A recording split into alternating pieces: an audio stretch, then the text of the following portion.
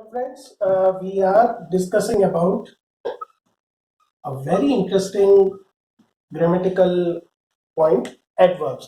देखिए लास्ट जो क्लास थी उसके अंदर हमने डिस्कस करा था एडवर्ब्स के बारे में जनरली और degree of adverbs of degree को हमने डिस्कस करा था.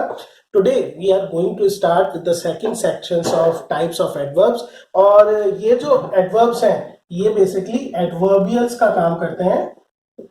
As I have told you earlier, जो डिग्री एडवर्ब होते हैं उनका बेसिकली काम इंटेंसिफायर या रेस्ट्रिक्शन का होता है और वो एडजेक्टिव्स या मोस्टली एडवर्ब के साथ काम करते हैं. कभी कभार इन वेरी फ्यू केसेस वो वर्ब को भी मॉडिफाई कर देते हैं. ऑन दी अदर हैंड जो एडवर्बियल्स होते हैं इनका जो बेसिक फंक्शन होता है, पहली बात तो मैंने आपको उस दिन बताया था कि एडवर्बियल एक सिंपल एडवर्ब भी हो सकती है एंड एक एडवर्ब या प्रीपोजिशनल फ्रेज हम कहेंगे, या एक प्रीपोजिशनल फ्रेज भी हो सकता है. प्रीपोजिशनल फ्रेज का मतलब हो गया जिसके अंदर एक प्रीपोजिशन होगा और एक दूसरा एलिमेंट होगा. मोस्ट ऑफ द केसेस वो एलिमेंट एक नाउन होता है, जैसे in the room, on the road.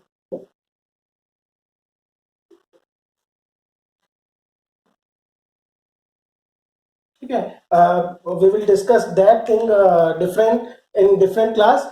हम एडवर्बियल में भी केवल अभी हमारा फोकस रहेगा एडवर्ब पर. अब देखिए जो ये एडवर्बियल होता है फ्रेंड्स, इसका बेसिक फंक्शन होता है वर्ब से रिलेटेड इंफॉर्मेशन देना, वर्ब्स को मॉडिफाई करना. ये खुद जो एडवर्बियल्स होते हैं ये 3 टाइप्स में हम इनको डिवाइड कर सकते हैं. एक एडजंक्ट्स, दूसरे डिसजंक्ट्स और तीसरे कंजंक्ट्स. देखिए आपने एडवर्ब की खुद जब कोई क्लास अटेंड करी होगी या कोई और ट्यूटोरियल देखा होगा, मे बी आपने शायद ये टर्म्स नहीं पढ़े होंगे. Once again I would like to say in terms को समझना हमारे को बेसिक कॉन्सेप्ट समझने में हेल्प करता है कि कौन सा पर्टिकुलर एडवर्ब कैसे फंक्शन करता है. आप चाहे तो आप सिंपल इसको adverb of time, place, manner, degree इस तरह से कर सकते हैं, लेकिन ये हमें एक प्रॉपर आइडिया देता है कि किस तरह से कोई चीज फंक्शन करती है. हमारी आज की जो क्लास होगी वो एडजंक्ट के ऊपर फोकस हम करने की कोशिश करेंगे. तो देखिए जो एडजंक्ट होते हैं उनको हम सर्कमस्टांस एडवर्ब भी बोलते हैं.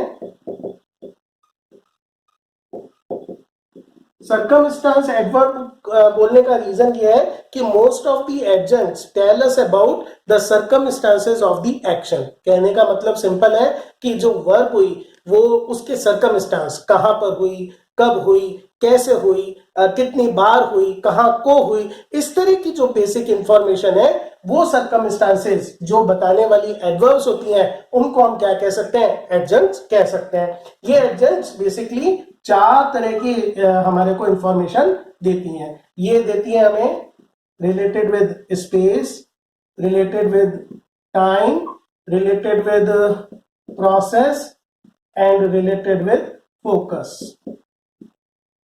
ये 4 इंफॉर्मेशन हमें मिल जाती है एडजंक्ट्स से. चलिए वन बाय वन बात करते हैं और देखते हैं कौन कौन सी इसके अंदर एडवर्ब्स आती हैं. बहुत सिंपल है फ्रेंड्स. सबसे पहले अगर अपन बात करें स्पेस की तो इसको हम इजी वर्ड्स में कह सकते हैं एडवर्ब्स ऑफ प्लेस.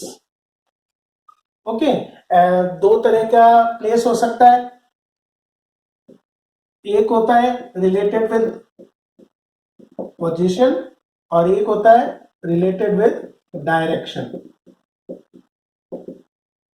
या हम कहें हमें जवाब मिलता है वेयर का और वेयर टू या वेयर फ्रॉम का.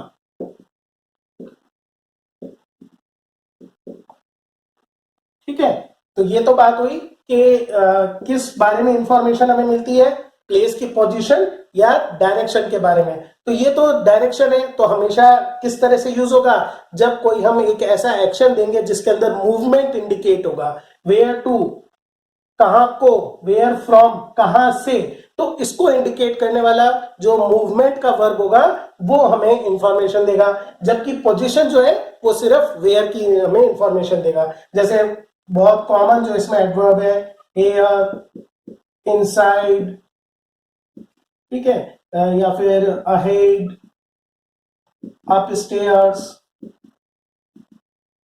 लेफ्ट, जो डायरेक्शन है आपकी, इन। इन एक प्रिपोजिशन भी है, लेकिन इन एक एडवर्ब का भी काम करता है। छोटी छोटी ये चीजें होती है। मैं दो सेंटेंस लिखते हैं, हम उससे समझने की कोशिश करते हैं। जैसे I put the money in the box. यहां पर अगर हम सेंटेंस देखेंगे तो आप इस पूरे सेंटेंस को देखिए, आई पुट द मनी, और एक क्वेश्चन उठता है वेयर। ओके, वेयर, यहां हमने देखा वेयर का जवाब। अब आपके पास वेयर का जवाब क्या है? आपके पास वेयर का जवाब है इन द बॉक्स। ठीक है, इन द बॉक्स, ये पूरा क्या है? एडवर्बियल है। लेकिन जैसे मैंने आपको एक बात बताई थी कि एडवर्बियल जो होता है वो प्रिपोजिशनल फ्रेज भी हो सकता है, क्योंकि इसके अंदर एक प्रिपोजिशन और उसके बाद फॉलो करता हुआ उस प्रिपोजिशन का ऑब्जेक्ट या नाउन है, तो इसको हम क्या बोलेंगे? प्रिपोजिशनल फ्रेज बोलेंगे। ठीक है, कोई दिक्कत नहीं है। हम इस बात को इस तरह से समझ सकते हैं कि इसके अंदर एडवर्बियल का काम कौन कर रहा है? एक प्रिपोजिशनल फ्रेज कर रहा है, और इन इसके अंदर क्या है? एक प्रिपोजिशन का काम कर रहा है। ओके, लेकिन अगर इसकी बजाय सेंटेंस होता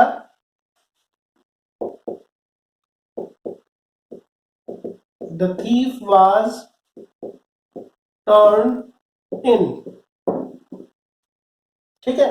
अब यहां पर ये एक फ्रेजल वर्ब है, लेकिन यहां पर अगर आप देखेंगे इसके बाद देयर इज नो ऑब्जेक्ट, तो यहां पर हम ये कह सकते हैं कि ये जो है एडवर्बियल का भी काम कर रहा है, लेकिन ये प्रिपोजिशन नहीं है। क्योंकि प्रिपोजिशन होने के लिए दोस्तों जरूरी है कि उस प्रिपोजिशन का एक ऑब्जेक्ट भी हो। ठीक है, क्योंकि यहां पर ये अपने आप में मीनिंग कंप्लीट हो गया है, तो यहां पर ये किसका काम कर रहा है? ये एक एडवर्ब का काम कर रहा है। तो दैट इज व्हाई मैंने ये लिखा। इसी तरह से आउट भी काम कर सकता है वेयर का जवाब देने के लिए, डायरेक्शन का भी काम कर सकता है। ठीक है, अगर हम बात करें डायरेक्शन की, तो डायरेक्शन में भी देखिए डिपेंड करता है आपने वर्ब कौन सी यूज करी है। जैसे I live there and I went there. अगर आप गौर करेंगे दोनों सेंटेंस में स्ट्रक्चर में कोई डिफरेंस नहीं है। एक सब्जेक्ट है, एक वर्ब है, और एक एडवर्बियल है। ओके, ये तीनों में कॉमन है। फिर और कॉमन क्या है? एडवर्बियल की जो क्लास है वो भी कॉमन है। दोनों में जवाब अपने को किसका मिल रहा है? वेयर का। तो दोनों किससे रिलेटेड है? स्पेस से रिलेटेड है। एक छोटा सा और अपन डीप में समझे तो एक अंतर है, आई लिव देयर, ये कैसी वर्ब है? ये स्टेशनरी वर्ब है, इसके अंदर मूवमेंट नहीं हो रहा, it is just a point. I went there, इसके अंदर क्या बता रहे हैं हम? डायरेक्शन का बता रहे हैं। तो ये कौन सा हो जाता है? ये तो हो जाता है पोजीशन से रिलेटेड स्पेस एडवर्ब, और ये डायरेक्शन से रिलेटेड स्पेस एडवर्ब।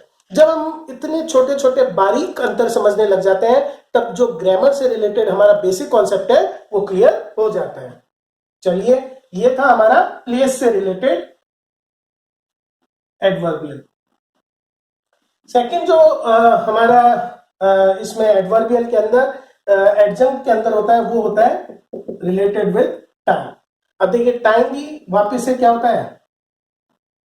बटा हुआ है तीन पार्ट के अंदर। एक टाइम, और इस टाइम को हम फिर वापस से दो पार्ट में बांट सकते हैं, डेफिनेट या फ्रीक्वेंसी में देख लेंगे इस चीज को हम टाइम की बजाय।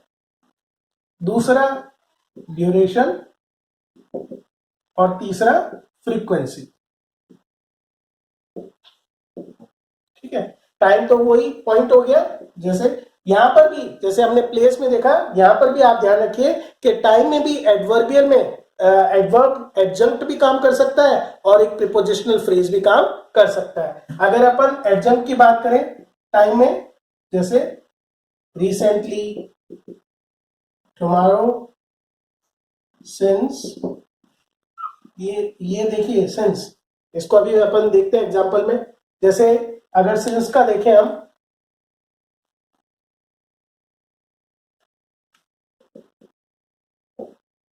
he has been calling since Monday. यहां पर अगर आप देखेंगे सिंस मंडे, एक प्रीपोजिशन और एक नाउन, ये क्या हो गया, ये एक प्रीपोजिशनल फ्रेज हो गया। प्रीपोजिशनल फ्रेज हो गया तो इसका मतलब क्या हुआ, एडवर्बियल तो है टाइम का, एडवर्बियल तो है लेकिन एडजेक्ट की बजाय प्रीपोजिशनल फ्रेज है। वहीं दूसरी तरफ अगर हम इसी सेंस को दूसरा सेंटेंस लिखे हम,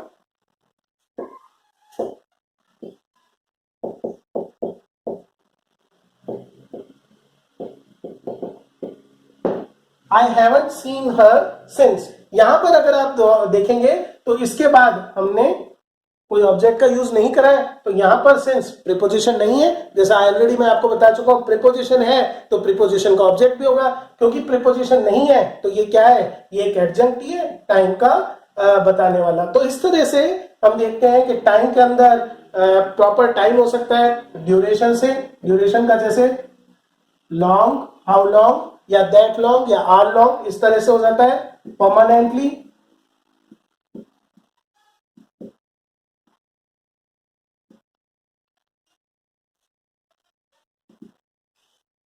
अगो सबसे कॉमन है जिसके अंदर, जैसे ये ड्यूरेशन क्योंकि ये पर्टिकुलर पीरियड के बारे में हमें बताता है।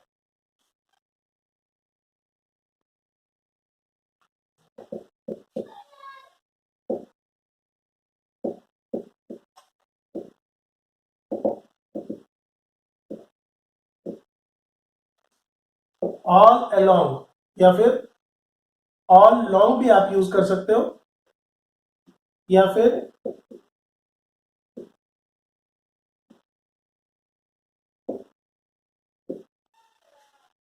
2 days अगो। अब यहां पर 2 days अगो, यहां पर अगो का मतलब क्या है, ये 2 days से लेकर पीछे तक, इसका मतलब क्या हो गया कि ये ड्यूरेशन को काउंट कर रहा है। और इसके अंदर अगर हम ड्यूरेशन के बाद बात करें फ्रीक्वेंसी की, देखिए फ्रीक्वेंसी की एडवर्ब जो है वो काफी कॉमन है, सबसे ज्यादा यूज में यही आती है।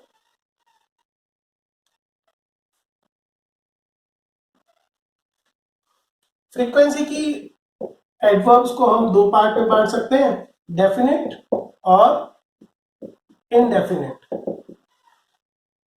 डेफिनेट और इनडेफिनेट से हमारा मतलब ये है फ्रेंड्स कि उनमें से कुछ की जो फ्रीक्वेंसी है वो फिक्स है। जैसे कि अगर हम डेफिनेट की बात करें तो वंस, ट्वाइस, डेली, ठीक है। और इनडेफिनेट की अगर अपन बात करें तो हमें ये नहीं आइडिया, लेकिन वो होती रहती है, जैसे often, always, never, frequently. Frequency जो है वो आपका रिप्लाई देती है हाउ मेनी टाइम्स का, ऑब्वियस है कितनी बार, ठीक है। तो ये होती है कुछ फ्रीक्वेंसी से रिलेटेड। जो इनका मैनर सॉरी टाइम और प्लेस के एडवर्ब्स का सेंटेंस में प्लेसमेंट कहां होगा, ये भी एक बड़ा इंपॉर्टेंट क्वेश्चन है। क्योंकि जैसा मैंने आपको एडवर्ब के इंट्रोडक्शन में बताया था कि एडवर्ब वो क्लास है जो सबसे मोबाइल है। नाउन, वर्ब, एडजेक्टिव्स, कहीं ना कहीं इनका जो पोजीशन होता है एक सेंटेंस में वो फिक्स होता है, ग्रामेटिकली रूल्ड होता है और उसको आप चेंज नहीं कर सकते।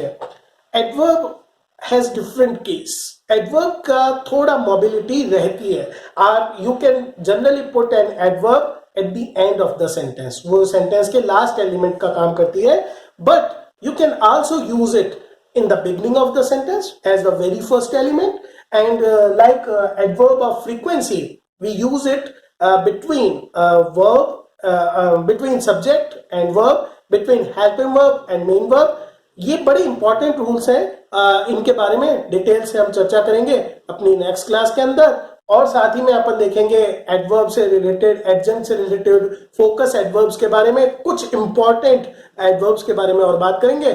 Thank you friends.